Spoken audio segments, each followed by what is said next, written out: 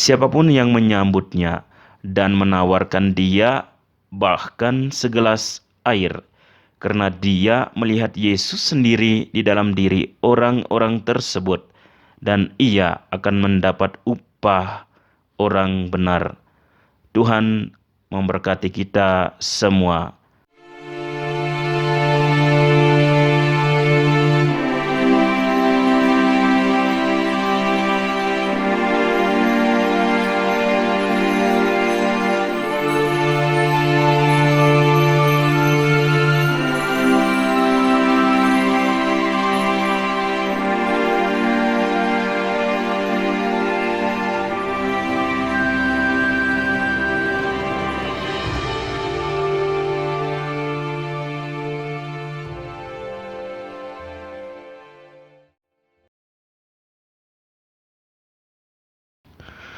Selamat pagi saudara dan saudariku yang terkasih di dalam Tuhan kita Yesus Kristus.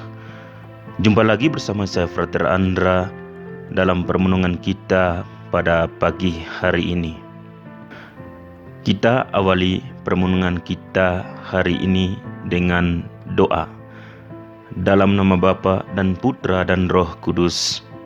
Amin. Allah Bapa di dalam surga, kami mengucap syukur kepadamu atas hari baru yang boleh kami nikmati dan kami rasakan dalam hidup ini. Hari ini Engkau kembali mengingatkan kami akan situasi dalam kehidupan kami yang selalu dirasakan oleh saudara dan saudari kami di tempat-tempat atau di daerah-daerah yang sering terjadi kekerasan, penindasan, dan kekejaman. Kami mohon kepadamu ya Tuhan, agar Engkau selalu memperhatikan mereka semua dan melindungi mereka dari segala macam tindakan kekerasan, agar mereka juga dapat menikmati kehidupan yang aman, tentram, dan damai. Kami juga berdoa mohon rahmat kesembuhan untuk saudari Christine yang saat ini berada di Surabaya dan juga saat ini sedang sakit. Kiranya Engkau senantiasa mengulurkan tangan kasih-Mu, menjamahnya, serta menyembuhkan ia dari segala sakit dan penyakit yang ia derita saat ini. Amin. Dalam nama Bapa dan Putra dan Roh Kudus. Amin. Bacaan dari Injil Matius bab 10 ayat 34 sampai bab 11 ayat 1. Jangan kamu menyangka bahwa aku datang untuk membawa damai di atas bumi. Aku datang bukan untuk membawa damai, melainkan pedang. Sebab aku datang untuk memisahkan orang dari ayahnya, anak perempuan dari ibunya, menantu perempuan dari ibu mertuanya, dan musuh orang ialah orang-orang seisi rumahnya. Barang siapa mengasihi bapa atau ibunya lebih daripadaku, ia tidak layak bagiku. Dan barang siapa mengasihi anaknya laki-laki atau perempuan lebih daripadaku, ia tidak layak bagiku. Barang siapa tidak memikul salibnya dan mengikuti aku, ia tidak layak bagiku. Barang siapa mempertahankan nyawanya, ia akan kehilangan nyawanya. Dan barang siapa kehilangan nyawanya karena aku, ia akan memperolehnya. Barang siapa menyambut kamu, ia menyambut aku. Dan barang siapa menyambut aku, ia menyambut Dia yang mengutus aku. Barang siapa menyambut seorang nabi sebagai nabi, ia akan menerima upah nabi. Dan barang siapa menyambut seorang benar sebagai orang benar, ia akan menerima upah orang benar. Dan barang siapa memberi air sejuk secangkir saja pun kepada salah seorang yang kecil ini, karena ia muridku, aku berkata kepadamu, sesungguhnya ia tidak akan kehilangan upahnya daripadanya.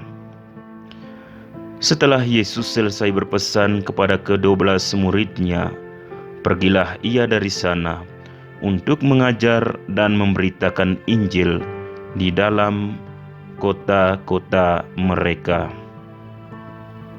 Demikianlah Injil Tuhan. Terpujilah Kristus. Saudara dan saudariku yang terkasih di dalam Tuhan kita Yesus Kristus, dalam bacaan pertama hari ini, kita diberitahu tentang situasi penindasan dan perbudakan yang dialami oleh bangsa Israel. Selama Yusuf masih hidup, bangsa Israel diperlakukan dengan sangat baik dan mereka juga bisa menikmati kehidupan yang layak, kekayaan yang disediakan oleh tanah Goshen yang kaya. Namun setelah Yusuf tiada, bangsa Israel diperlakukan dengan sangat kejam, dianiaya dan ditindas oleh orang Mesir dan penguasa mereka, yaitu Firaun, yang tidak mengetahui perbuatan-perbuatan besar yang dilakukan oleh Yusuf demi kehidupan dan keselamatan orang Mesir. Bangsa Israel kemudian hidup dalam penderitaan dan harus menanggung banyak penghinaan dan kesulitan. Firaun dan orang Mesir takut akan jumlah besar dan kekuatan orang Israel yang kian tahun semakin bertambah banyak. Oleh karena itu, Firaun berusaha untuk membasmi mereka semua dan mencoba membunuh semua anak laki-laki yang lahir dari orang Israel. Namun, bangsa Israel tidak dilupakan oleh Tuhan Allah mereka, yaitu yang selalu mengingat perjanjiannya yang telah Dia buat dengan hamba-hambanya Abraham, Ishak, dan Yakub. Tuhan mengingat umat-Nya dan kemudian mengutus Musa hambanya untuk memimpin mereka keluar dari perbudakan dan membawa mereka kembali ke tanah yang dijanjikan kepada nenek moyang mereka. Saudara dan saudariku yang terkasih, kisah Eksodus atau kisah Keluaran atau juga kisah pembebasan bangsa Israel dari perbudakan di Mesir mengingatkan kita bahwa sebagai umat yang dikasihi oleh Tuhan, setiap orang dari kita pada akhirnya dikasihi dan berharga bagi Tuhan. Dan apapun tantangan atau rintangan yang mungkin kita hadapi dalam hidup kita, kita akan selalu di bawah perlindungan Tuhan. Dan tentu saja hal ini mengingatkan kita bahwa pada saat yang sama kita juga dipanggil untuk mengingat bahwa kita tidak dapat berharap bahwa penderitaan dan kesulitan tidak akan menjadi bagian yang tak terpisahkan dari hidup kita.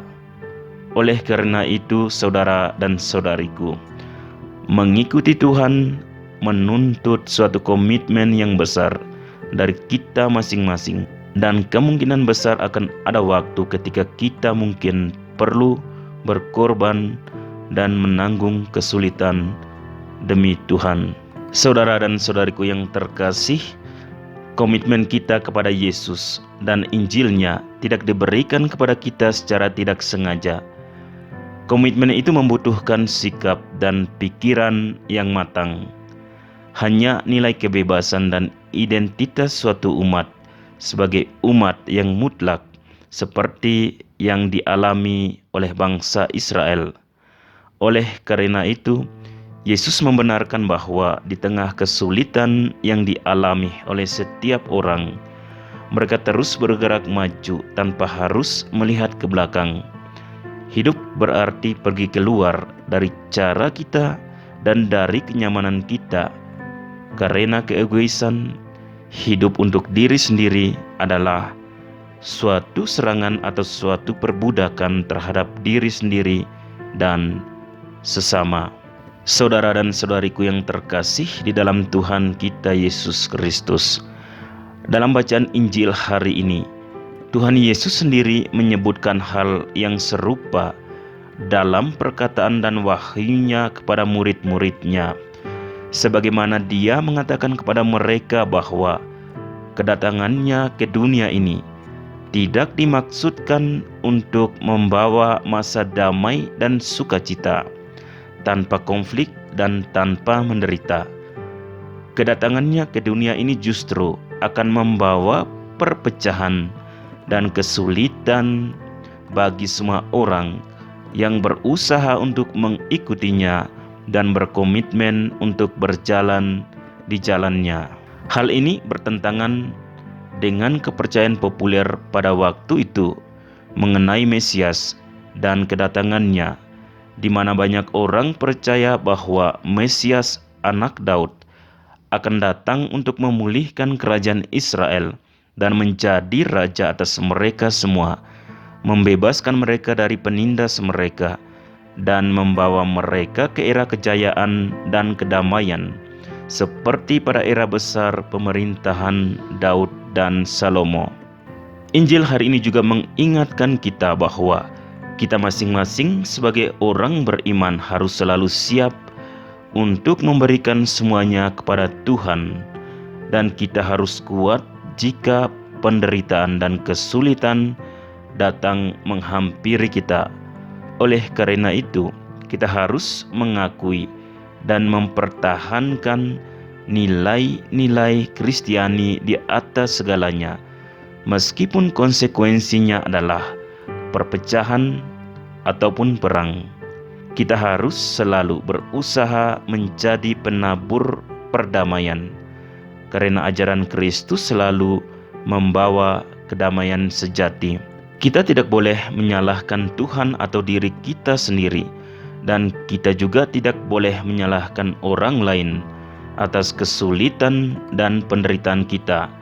Sebaliknya, kita hendaknya terus setia kepada Tuhan dan percaya kepadanya serta kasih dan pemeliharaannya, dan kita hendaknya melakukan yang terbaik untuk menjadi panutan, sumber ilham dan kekuatan bagi satu sama lain, dan menjadi dukungan dan pertolongan bagi satu sama lain, terutama bagi mereka yang menderita dan tanpa bantuan dan dukungan dari siapapun, sehingga kita benar-benar ada untuk mereka, membantu mereka dan melakukan perjalanan bersama mereka sebagai sesama dari anak Tuhan yang sama. Singkatnya, jika kita menemukan siapa yang dengan cara sederhana, miskin, terkadang tersembunyi, atau dibenci oleh masyarakat, adalah suatu keberuntungan bagi kita sebagai pengikut Kristus. Siapapun yang menyambutnya dan menawarkan dia bahkan segelas air, karena dia melihat Yesus sendiri di dalam diri orang-orang tersebut, dan ia akan mendapat upah orang benar. Tuhan memberkati kita semua. Amin. Marilah berdoa. Bapa yang kudus, Yesus telah bersabda kepada kami, "Tuaian memang banyak tetapi pekerja sedikit. Karena itu mintalah kepada Tuhan yang empunya tuaian, supaya ia mengirimkan pekerja-pekerja untuk tuaian itu. Oleh karena itu, kami berdoa kepadamu dengan keyakinan sesuai dengan harapan hatinya.